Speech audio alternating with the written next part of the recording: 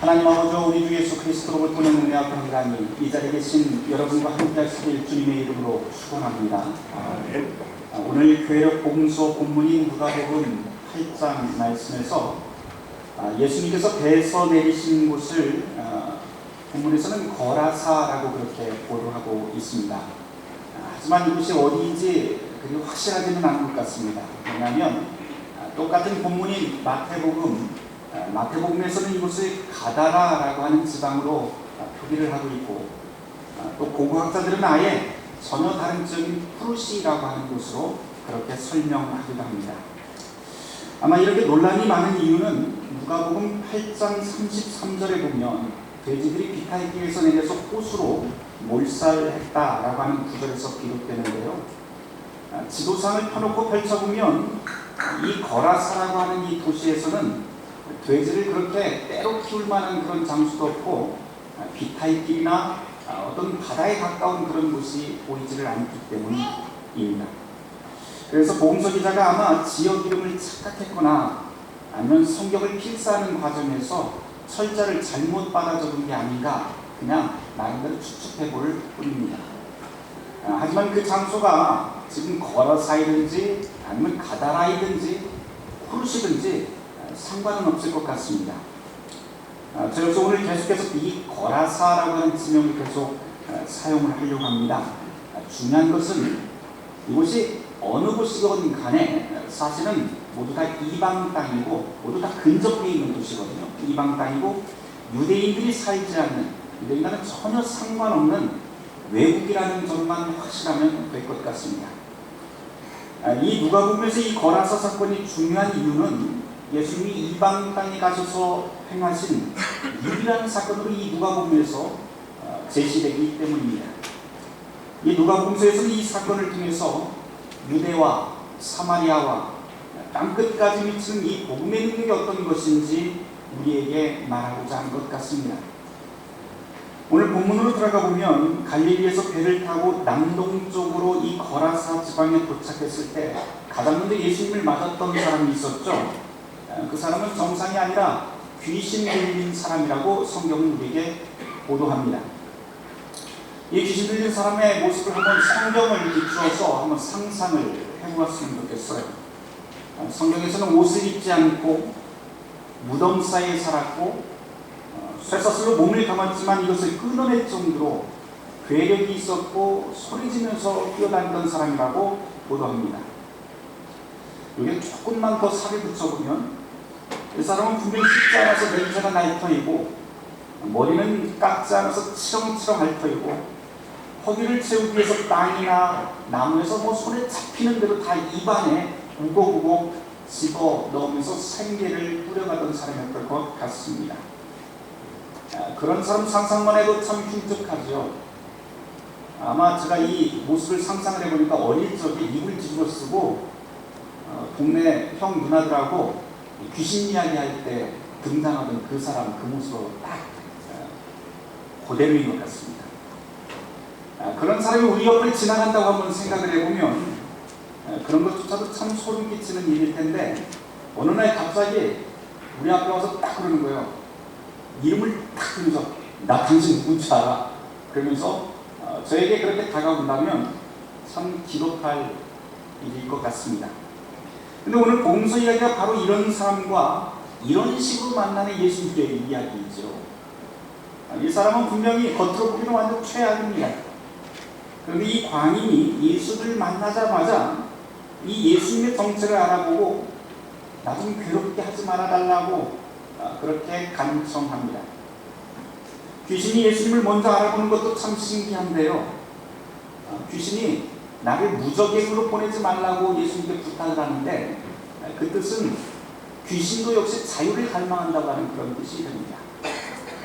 이 부분도 무척 특별한 것 같습니다. 여하튼 예수님께서는 이 귀신 들린 사람을 제압하고 있던 이 귀신에게 이름을 물어보죠. 그랬더니 그 이름을 군대라고 그렇게 대답을 해줍니다. 여기까지는 성경 말씀이 단순히 귀신 이야기 정도로 우리에게 읽힙니다. 하지만 고대 로마 세계에 살던 사람들에게 이 귀신의 이름이었던 군대 헬라어에 보면 레기온으로 되어 있는데요. 이 말은 군대 레기온이라고 하는 이 단어는 오직 한 가지만의 의미만을 갖고 있었는데, 그 뜻은 바로 대략 한 6,000명 정도로 구성된 로마 군단을 뜻합니다. 나중에 이 레기온이라고 하는 말이 우리 지역이라고 하는 말로 이렇게 변화가 됩니다. 서양어에서. 아마 6,000명 정도 되는 로마 군단이 주둔하고 있는 곳이라면 그 지역의 모든 경제, 문화가 하나의 지역 단위로 형성될 수밖에 없었기 때문에 나중에 이 군단이라고 하는 레기온이, 군대라고 하는 이 말이 나중에 지역이라고 하는 말로 바뀐 것 같습니다. 여튼 이 거라사 사람이 지배하고 있었던 이 귀신이, 거라사 사람을 지배하고 있던 이 귀신이 자기 이름을 군대, 레기온, 강력한 로마 군단, 곧 이 지역을 점령하고 있는 점령군이라고 말하자, 오늘의 귀신 이야기는 단순히 귀신 이야기로 끝나지 않고 사회 정치적인 의미로 바뀌게 됩니다. 실제로 이 거라사라고 하는 이 지역, 그리고 거라사 주변에 있었던 이 지역들은 아주 끔찍스러운 역사를 하나 가지고 있습니다. 유대 역사가인 요세푸스에 따르면 기원 60년대 후반에 이 로마 군대가 이 참혹한 전쟁을 벌이게 되는데요. 이 지역에서 기록에 보면 젊은 남성 1,000명을 죽였고 그들의 가족들을 포로로 잡아서 노예로 팔고 도시는 불태웠으며 그 주변의 지역 마을들은 모두 다 초토화시켰다라고 하는 기록이 남아 있습니다.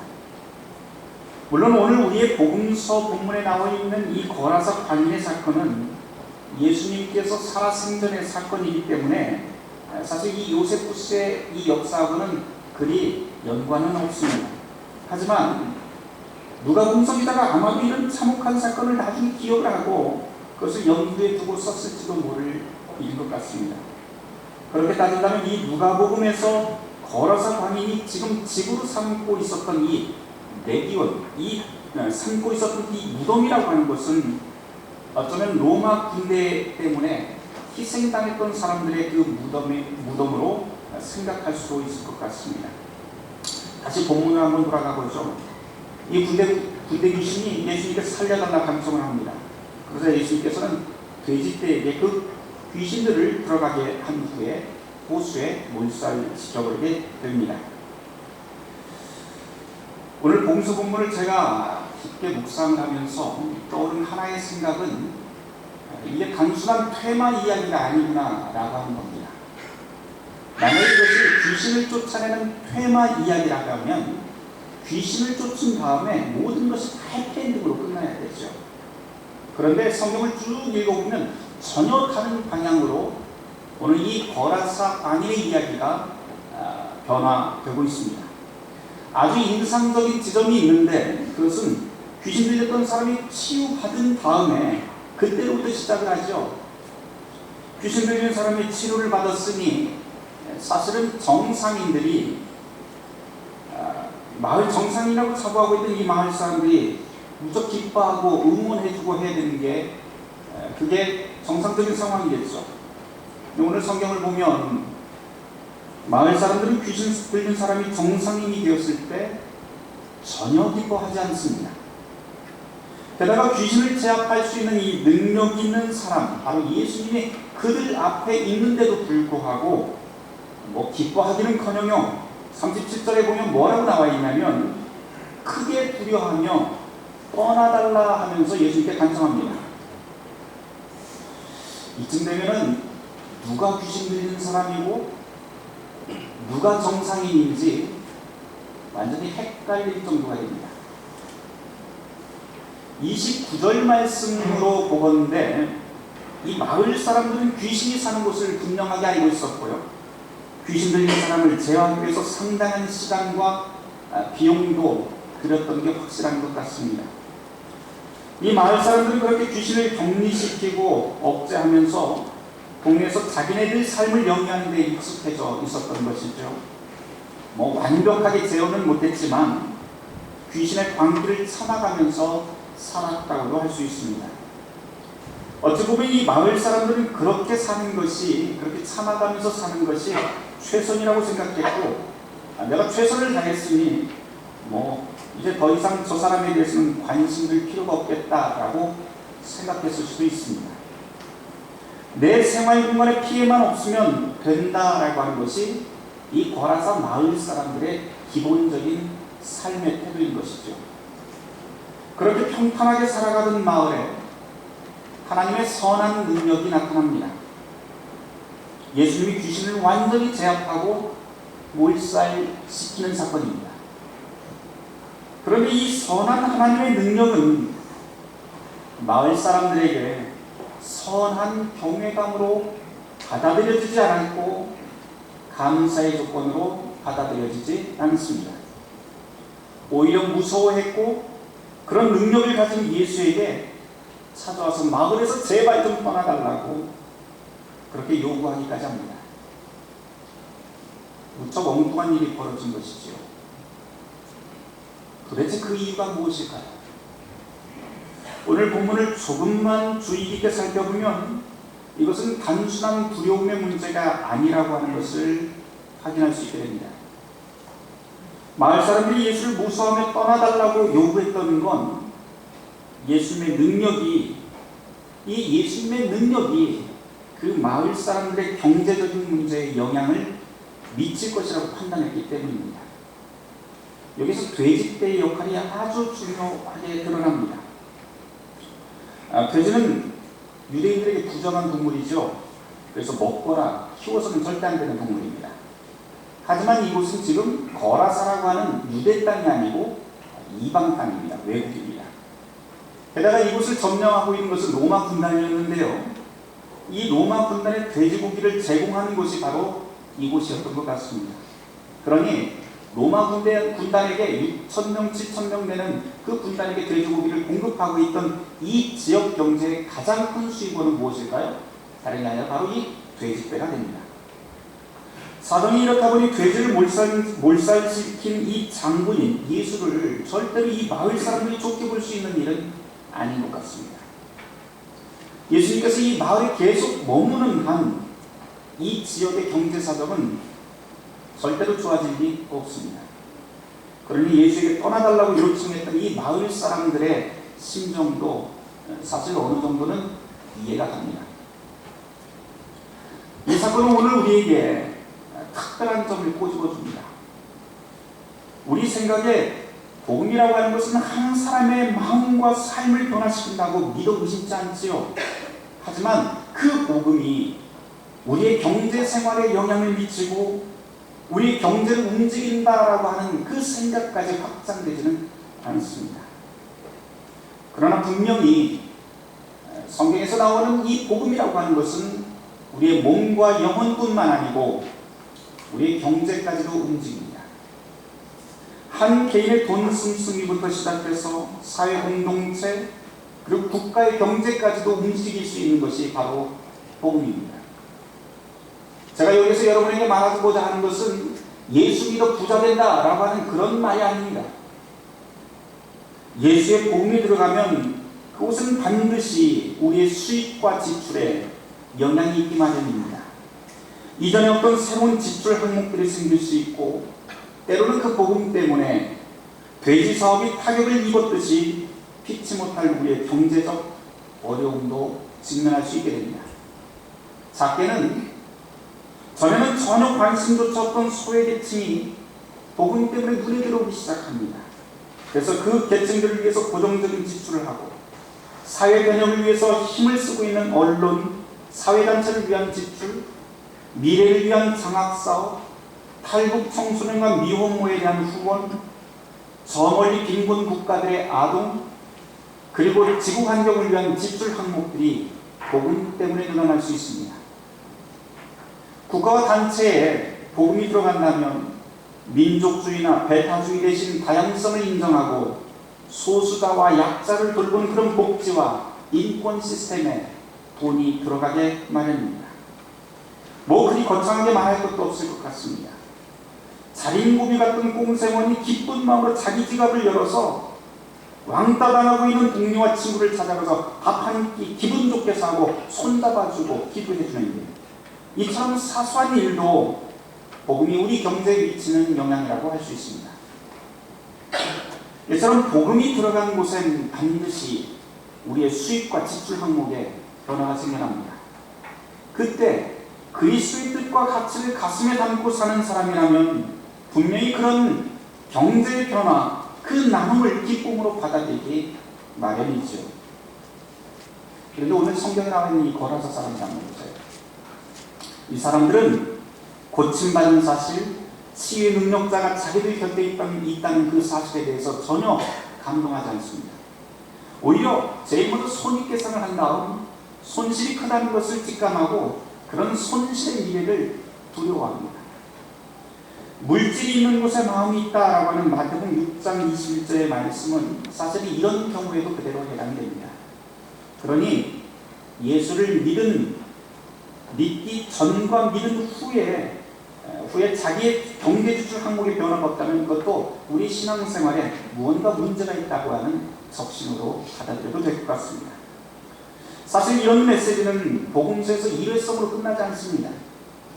누가복음서 기자가 기록한 것으로 알려진 이 사도행전에서도 이와 동일한 맥락의 사건들이 계속해서 언급이 되죠. 사도행전 19장 18절에서부터 34절 말씀 한번 여러분이 찾아서 한번 보시길 바랍니다. 사도행전 19장 18절에서부터 34절 말씀입니다. 여기에 보면 바울이 에베소라고 하는 동네에 들어가서 마을에 들어가서 전도할 때 일어난 사건들이 기록되어 있습니다. 사도 바울이 복음을 전하고 귀신을 쫓는 일이 여기 나오죠. 그런데 거기 있던 유대인과 헬라인들이 이것을 알고 두려워하기도 하고요. 또 복음을 받아들이면서 예수를 믿기 시작하는 일도 있습니다. 그 중에서 특별한 것은 사도행전 19장 19절에 보면은 이 마술사들이 있었어요. 이 에베소에 마술사들이 있었는데 이 마술사들이 그 복음을 받아들인 다음에 자기네들이 가지고 있었던 값비싼 책들을 자발적으로 가져서 불살라버립니다. 이 책들이 무슨 책이에요?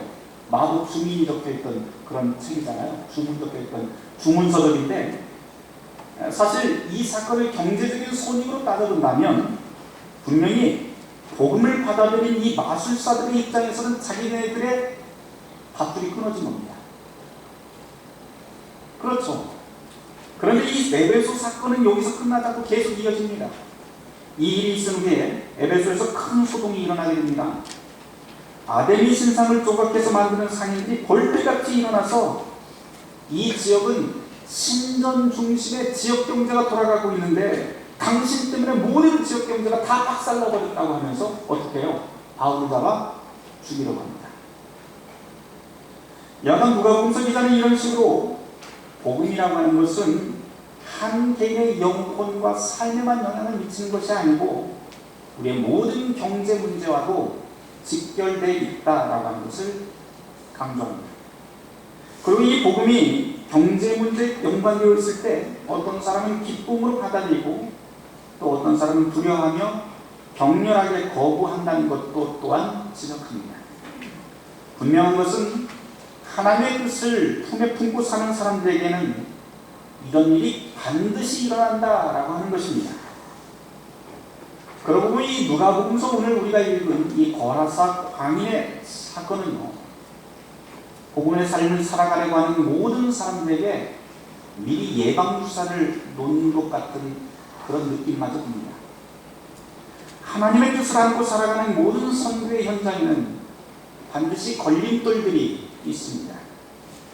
이런 걸림돌은 우리 바깥에만 있는 것이 아니고 사실은 우리 가운데 그리고 심지어 내 안에서조차도 그 걸림돌이 도사리고 있습니다. 그런 걸림돌 가운데서도 하나님의 일을 경제 논리로 막아서는 것 또는 돕고자 하는 대상으로부터 떠나달라고 하는 이 거라사 사람들의 이 소리처럼 그런 소리를 듣는 것은 사실 여간 망상하는 일이 아닐 것 같습니다.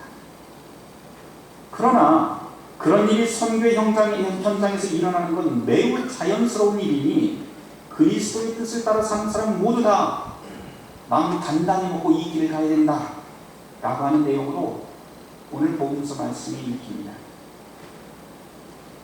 이런 돌짝밭 같은 그리스도인의 인생이지만 이 모든 것들을 뒤엎을 만한 가치 있는 열쇠가 또한 우리에게 주어져 있습니다. 오늘 보면 35절에 보면 귀신 나간 사람이 옷을 입고 정신이 온전해진 채로 예수와 함께 있기를 원했다는 구절이 다시 눈에 들어오기 시작합니다. 예수 만나기 전에는 사람답지 못한 삶을 살던 사람이 예수를 만나서 참으로 정상인이 됩니다.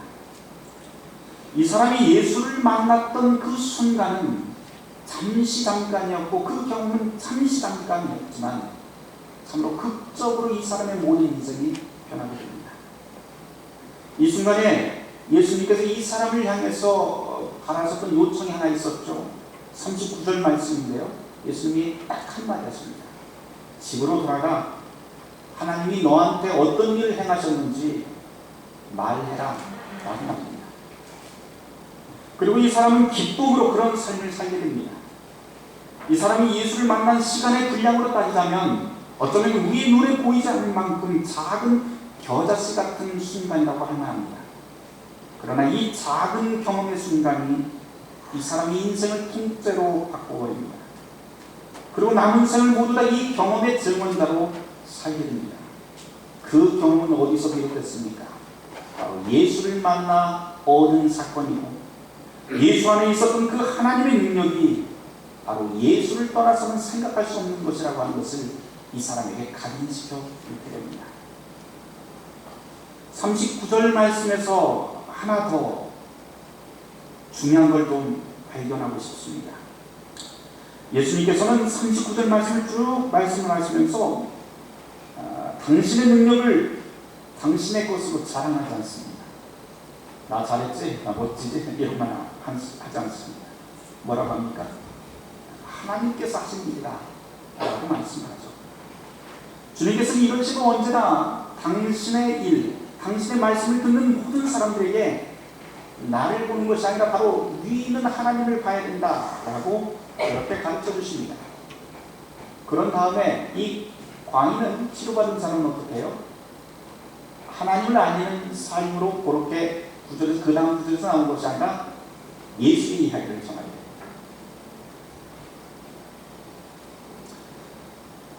누가복음을 읽는 사람이라면 언제나 이 사실을 주시해야 되는데요.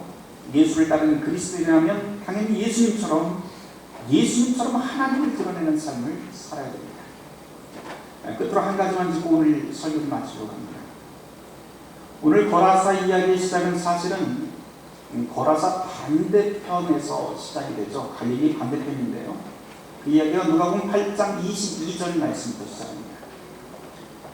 배를 타고 갈릴리 호수 저편으로 건너가자면서 제자들을 다그치시는 예수님의 이야기로 시작을 하죠. 그런데 그 항해가 순탄치 않았죠. 오늘 우리가 찬송을 부른 것처럼 풍랑이 일고 배에는 물이 가득 차게 됩니다. 위태합니다. 그러나 이 모진 풍랑을 예수님은 잔잔케 하시고 마침내 거라사 땅에 도착하게 됩니다.